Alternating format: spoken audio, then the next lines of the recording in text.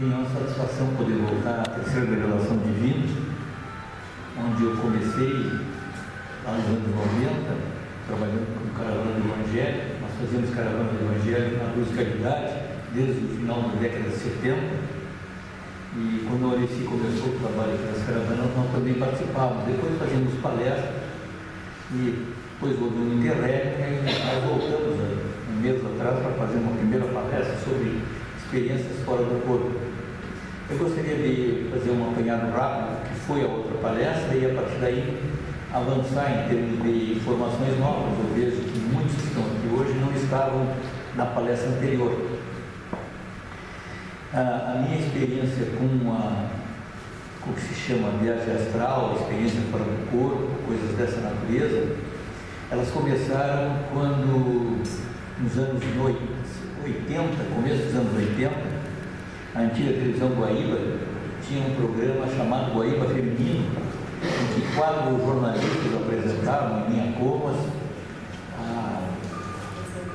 a Marina, as outras duas, a Tânia Carvalho e a Magda Beatriz, eram as quatro apresentadoras. Então, cada mês eu ia à televisão e respondia sobre a doutrina espírita. Eu era participante do grupo da Luz e Caridade, aqui na Botafogo. Nós tínhamos estudos tematizados no Espiritismo. Tínhamos também um trabalho forte na Federação Espírita sobre esses estudos tematizados. Então, a partir daí, eu ia à televisão e respondia as perguntas que me eram formuladas. Até que, depois de vários meses de participação na televisão, numa ocasião, elas me pediram se eu poderia falar no próximo mês sobre viagens astrais, esse tema que elas me colocaram. E eu disse, tudo bem. Depois que eu aceitei, eu pensei, como deve ser falar sobre viagem astral se a gente não tem uma experiência. E foi exatamente nesse interregno dessas 4 semanas que começaram as experiências. Eu já tinha tido a ida ao Chico Xavier, já tinha feito palestra sobre espiritismo na Bahia, no Rio de Janeiro, em tudo que é lugar que eu dava aula, eu já fazia palestras espíritas.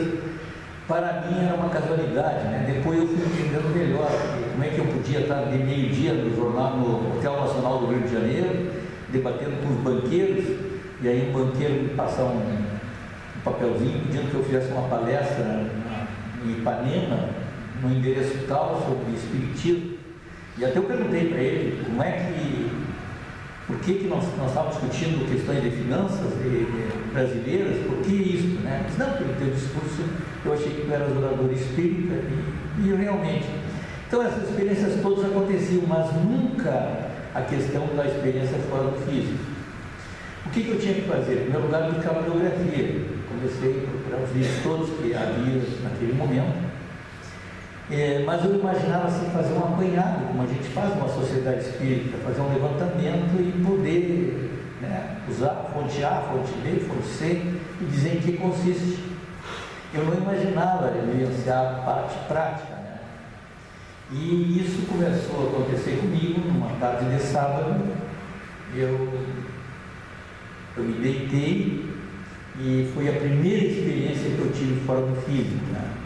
Foi tão interessante porque eu já conhecia a parte teórica, eu sabia quais eram os passos que aconteciam, e então logo eu me deitei e eu já comecei a me ver. E ao começar a me ver, eu percebi que eu estava distante do meu corpo físico.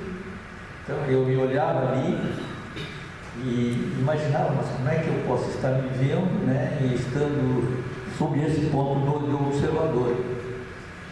E automaticamente veio a resposta, porque quando a gente está fora do físico, a pergunta e a resposta, tudo funciona quase que automaticamente. Eu tenho a dúvida, vem a resposta, eu tenho a dúvida, vem a resposta. Eu quero estar lá, eu já estou lá. Então o processo funciona de forma bastante diferente. Mas foi uma primeira saída do corpo no próprio quarto onde eu me encontrava. Aquilo passaram alguns dias, com o tempo eu fui percebendo que a gente não pode fazer a experiência quase todos os dias, porque a experiência não é perspectiva de uma vida dupla, Eu tenho uma vida dupla, eu tenho uma família, eu convivo com a minha família, e quando eu estou fora do físico, eu vivo uma outra realidade completamente diferente do que está aqui. A dúvida que me passava naquele momento é que a realidade diferente que eu vou perceber a partir daqui. Bem, naquele primeiro momento, a preocupação maior minha foi de como me manter na vertical. Como é que eu posso estar me vendo e eu me manter na vertical? Afinal de contas, era a experiência que a gente tinha, né? Naquele primeiro momento, como é que eu me deslocaria de um ponto para outro? Muitas vezes eu pedia às entidades que me mostrassem em câmera lenta como é que se dava aquele processo, como é que eu chegava, como é que eu saía, como é que eu me deslocava. Então todas as explicações vieram por tempo. Mas naquele dia, naquele sábado da tarde, a experiência se deu apenas dentro do quarto e eu voltei para o corpo físico com todas as minhas dúvidas, né? Foi, não foi, tive uma experiência. E eu sabia que daí 4 semanas eu teria que estar falando na televisão sobre as experiências fora do corpo físico. Ao mesmo tempo que começaram a surgir essas experiências, começaram a surgir experiências que corriam em paralelo, que seguia por uma visão à distância. Na visão à distância eu continuava deitado, continuava recolhido, e eu conseguia enxergar a distância sem me afastar do corpo físico. Então, a partir daí, eu não se desenvolveu apenas a experiência de ver ou estar distante do corpo físico. Eu me mantinha no corpo físico, eu estava com os olhos fechados, e eu estava vendo a França de 1800, eu estava vendo os Estados Unidos de 1900, eu estava vendo imagens muito distantes dali. Então, a experiência fora do físico, ela, digamos assim, é uma porta de entrada para uma convivência com uma realidade muito diferente da que a gente tem aqui. Mas continuando nesse eixo principal da primeira experiência, a partir do segundo momento, eu comecei, na segunda vez que desdobrei, eu comecei a perceber os sons, as pessoas conversando. E à medida que eu via as pessoas conversando, eu já começava a me deslocar em direção às pessoas. E a primeira restrição que eu encontrei foi, mas por onde eu saio, né? Por onde eu saio já se dá um processo bastante lento, é como se eu estivesse aprendendo. Então, a partir daquele momento, eu saio da posição vertical, eu me coloco na posição horizontal, como se fosse um processo mecânico, automático, e eu consigo atravessar um objeto sólido. E já me dou conta que já estou na outra peça dos lados. E o que me atrai? Me atrai o que eu estou ouvindo, aqueles barulhos que eu estou ouvindo. O som que a gente percebe não é o som que a gente tem aqui, né? Seria como se, eu lembro dos anos 50, como surgiu o alta fidelidade, né? Aquele som comum que se tinha e o som lá em alta fidelidade. Então era um som extraordinário. Então era um avanço como aquele que eu encontrei lá nos anos 50, que eu percebi fora do físico. O som era muito diferente, era muito mais rico, né? Tinha muito mais variações. E eu percebia que, à medida que eu estava ali, eu estava me chamando a atenção aqueles sons, e eu começava a me aproximar das pessoas. Então o primeiro obstáculo é passar por um objeto físico, uma parede, uma porta fechada. Segundo lugar, quando eu estou do outro lado, já estou na outra peça, eu começo a perceber que vem pessoas caminhando em situação contrária.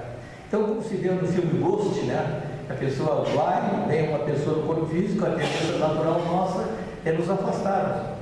Mas na verdade não precisa afastar, porque a pessoa não vai nos perceber e nós vamos passar como se fossem 2 automóveis, só que ocupando o mesmo espaço, né? Só que em dimensões diferentes. Então, os primeiros momentos são muito desse tipo, né? Como conviver fora do corpo físico, como conviver o ambiente de casa, como conviver o ambiente de outros lugares onde nós somos encaminhados no primeiro momento. E a partir daí a gente já começa a perceber no ambiente, no mesmo quarto, numa mesma casa, numa mesma sala, numa mesmo escritório, a gente começa a visualizar objetos que não se percebem ali no. Então, aquilo que nos livros a gente vê falar sobre formatos espirituais, né, objetos ou formas pensamento, a gente percebe isso.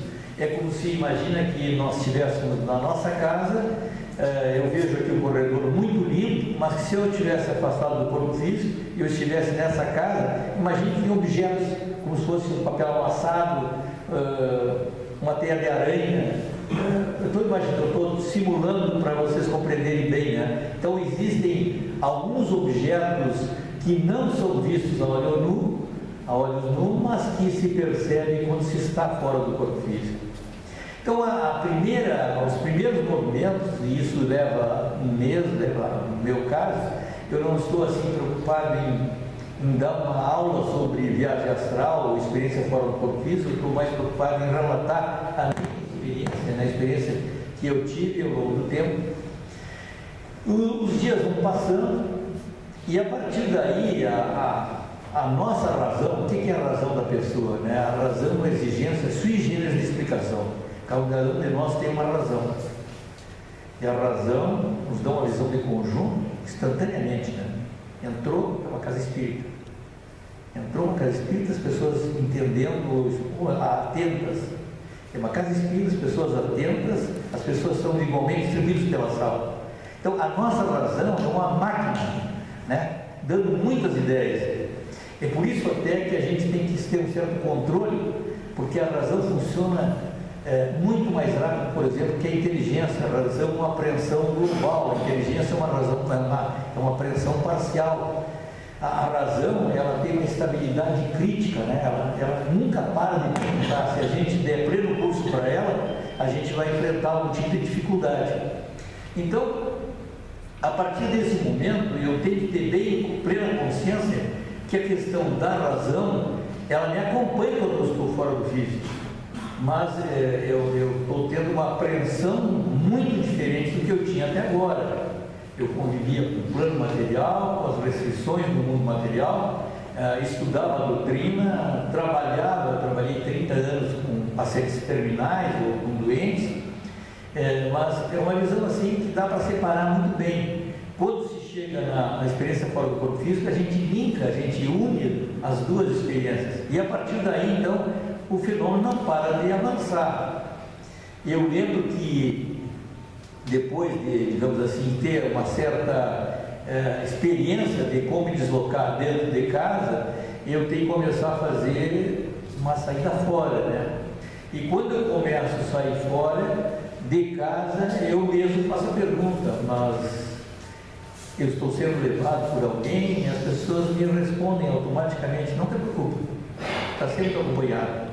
Então, a partir dali, então, essa apreensão, essa racionalidade que a gente tem, começa a surgir a questão da fé, né? O que é a fé? A fé é a ideia clara do porvir. No momento que eu sei que eu estou acompanhado, estou sendo levado, eu, digamos assim, tenho mais serenidade, mais tranquilidade. E a partir daí eu começo a me deslocar pela cidade, eu começo a me deslocar por lugares bastante conhecidos. E a partir daí eu começo a me deslocar pela cidade, eu começo a me deslocar por lugares bastante conhecidos. Que eu morasse sempre numa banca de jornal na Rua da Praia e que a minha visão de mundo é a Rua da Praia, a banca de jornal. Um dia passa um carro e as pessoas vão passear e a pessoa me leva aqui para o lugar que eu nunca imaginei que tivesse. Ou seja, eu quero te dizer que quando tu sai, tu começa a conviver com uma realidade tão diferente da que tu vives aqui, que as tuas dúvidas anteriores ficam prejudicadas. Vou te dar um exemplo. Imagine que eu combine contigo, digamos, um fato para quando estiver desdobrado. No momento que tu desdobra, aqueles compromissos, aquelas ideias do plano físico ficam plano secundário, não tem importância. Entendeu?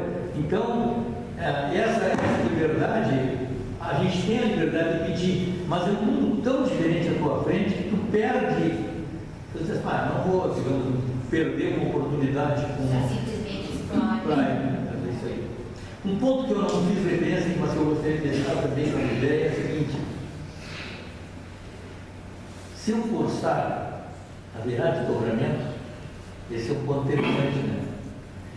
Bem, eu me dei conta, na minha experiência, não digo que seja uma generalização, que poder é querer. se eu iniciar o processo, se eu colocar, eu trabalhei na processo durante muito tempo, eu aprendi, né? Se colocar no computador dados ruins, saem produtos ruins, coisa boa, sai coisa boa. Então, se tu começares a mentalizar que tu queres ter uma experiência, ela provavelmente vai acontecer. Então chega um ponto que tu deixa, digamos assim, de querer saber se tu vai a tal lugar. São tantas coisas novas, tu tem, digamos, um sistema de coordenadas que tu não conhecia, que tu vês que tu está sempre no limite, né? Mas eu nunca tinha pensado nisso, eu nunca tinha pensado naquilo. Então as dúvidas que tu tinha aqui ficam muito pequenas, ficam íntimas perante um horizonte que tu descortina à frente. Uma última pergunta. Que proveito que o senhor tira, assim, para fins evolutivos desses desdobramentos?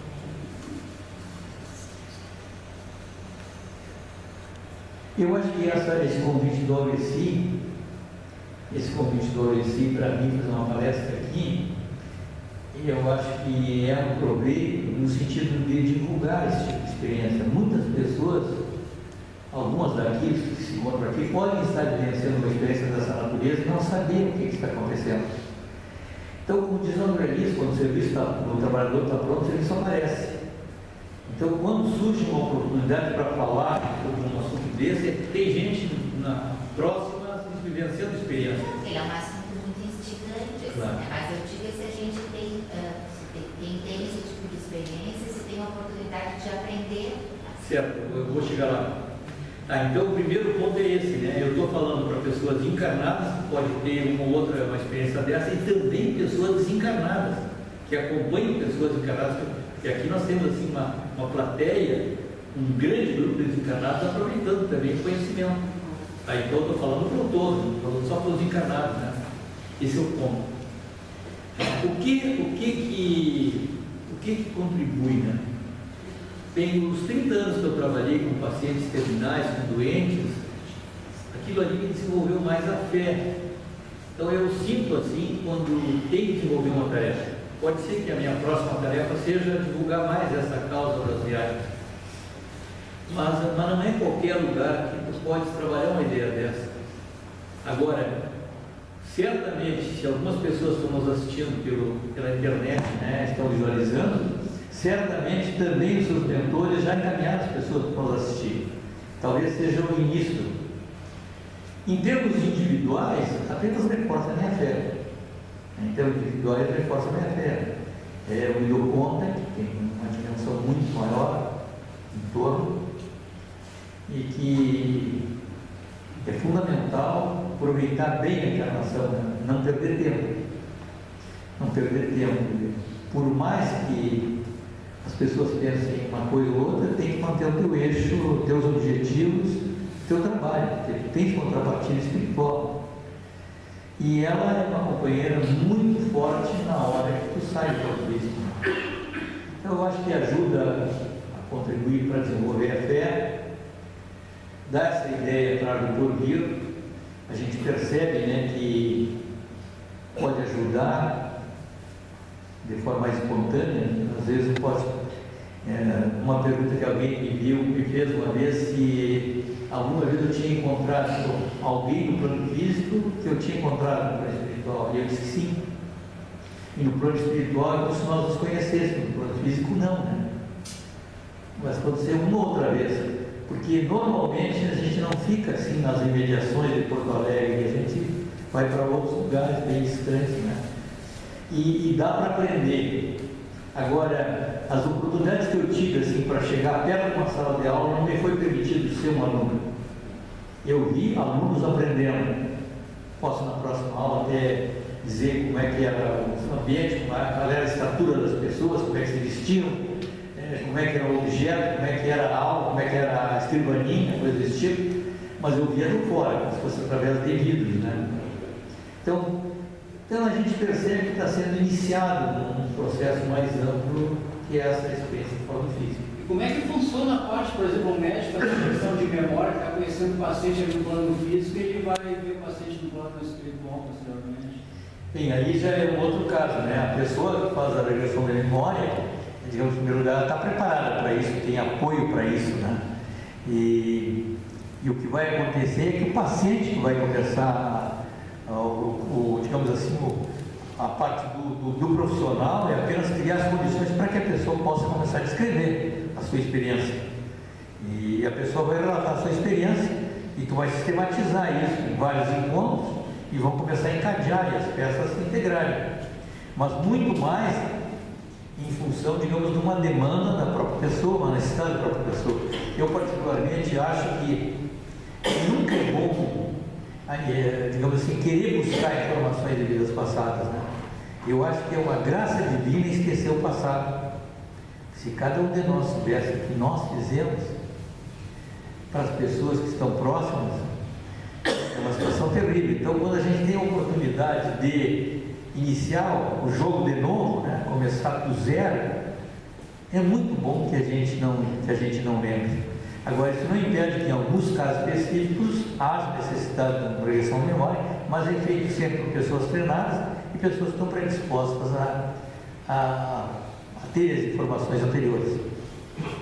Pois não. O senhor escolhe o momento do desdobramento e ele é alheio à sua vontade?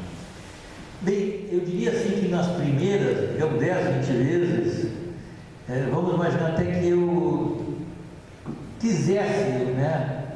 Já começava no primeiro momento, mas eu estou desdobrado e estou vendo a distância. Porque ver a distância também é uma experiência assim notável, né? Eu poder estar aqui, estar vendo uma pessoa lá longe, né? Mas depois eu canalizei para a ideia ou foi canalizado para a ideia de desdobramento espiritual. E a partir daí, eu entrei num quadro, eu não tenho ideia assim da programação. Eu não sei. Eu estou dentro de um programa de treinamento para ver o que eu estou vendo, para visitar os lugares que eu estou visitando e retransmitir, mostrar para as pessoas o que eu vi. Agora, chega um momento que é tanta coisa nova, é gente que não tem a nossa forma, é casas, é cidades que não são como nós vivemos, que é Umbral, por exemplo. São coisas tão diferentes daqui, chega um momento que tu já não, se tu tinha aquela ansiedade inicial, tu vai perdendo com o tempo, e tu vai deixando que seja o que Deus quiser, né? Eu diria que a ansiedade parou, de vez em quando a experiência se repete, mas eu diria que à medida que os anos foram passando, a necessidade, o desejo de fazer ficou muito mais leve, né? Hoje é mais interessante, por exemplo, eu encontrar uma pessoa que está precisando de uma esmola, precisando de uma palavra de conforto, do que realmente fazer uma experiência fora do físico. Eu já percebi o que foi, né? Acho que talvez seja normal entre as pessoas, quando começam a experiência, elas queiram ir mais, mas chega um ponto que é tão distante de tudo, que a tua ideia assim, de querer compreender aquilo, tu te sente um pouco limitado, e aí talvez a tua ansiedade diminua. Uma outra pergunta? Pois não. Numa dessas experiências, ou em todas elas, fazendo uma analogia, o senhor consegue participar somente como espectador ou também, por vezes, como personagem? E se isso se dá como personagem, qual o poder da interferência que o senhor tem nesses passeios, vamos dizer assim? Imagina que eu estivesse fazendo um desdobramento nesta sala, tá? E eu desdobrado chego ao teu lado. Nas experiências que eu tive, isso não era permitido. Agora, terminou o trabalho aqui, vocês estão conversando, aí eu posso chegar ao teu lado e interagir contigo. Então é como se tivesse um mundo em curso, né? E eu chegava e ficava ali, na sala de aula eu ficava, só depois que a aula terminava que eu podia entrar. Agora, como é que era a aula, como é que era o quadro negro, o antigo quadro negro, né? O mesmo formato, isso era tudo tão diferente que talvez se eu entrasse, aquilo ali me criaria alguma tipo de limitação, né? Tem que estar muito equilibrado nessas horas. Então, nesses momentos onde não há um trabalho em curso, eu sou personagem. mas na maior parte das vezes eu sou observador. Pois não. Durante o processo de desdobramento, não existe nenhum risco, a pessoa acordada, o físico, né? Se acordada, acontecer alguma coisa. Bem, o fio esse prateado, tu já sabe de antemão que tu volta. Eu diria que o maior problema é conviver com, digamos assim, lugares de desequilíbrio, né? Quando tu vai a um lugar de desequilíbrio, é difícil, né? Eu lembro, por exemplo, da Caravana do Evangelho, eu trabalhei muitos anos na Caravana do Evangelho, tinha alguns lugares que a gente ia, que as condições assim, eram terríveis, né? Era difícil ter deslocar no meio daquela quantidade de pessoas, né? A mesma coisa no plano espiritual, só que lá as formas, tu vais como se fosse fila indiana, né? Tu vais seguindo outras pessoas que também estão conhecendo e seguindo alguém que vai direcionando o grupo. Então, num momento como esse, tu não pode ser personagem, tu é um observador, com a pergunta dela, e nesse momento tu realmente sente um pouco. Pois não. O processo de desdobramento é sempre completo, com consciência desde o início até a volta, ou ele pode ser parcial, você só se lembrar de momentos e não ter consciência da ida e da volta? Bem, digamos que quase sempre é parcial, né? Normalmente começou, tu já está lá. No início que eu tinha minhas dúvidas, como é que eu vou, como é que eu chego, então aí é como se tinha essas operações de câmera lenta, né? Agora, normalmente o processo, tu já está naquele lugar. Eu estou em Tebas 4.000 anos antes de Cristo. Estou ali com as pessoas. Como é que as pessoas vivem, o que elas pensam, né? Então, num momento como esse, eu posso ser personagem, não posso ser personagem, algumas vezes eu até tenho que repensar essa ideia do personagem que ela colocou, mas normalmente eu estou observando, né? Estou observando as pessoas. E é isso aí.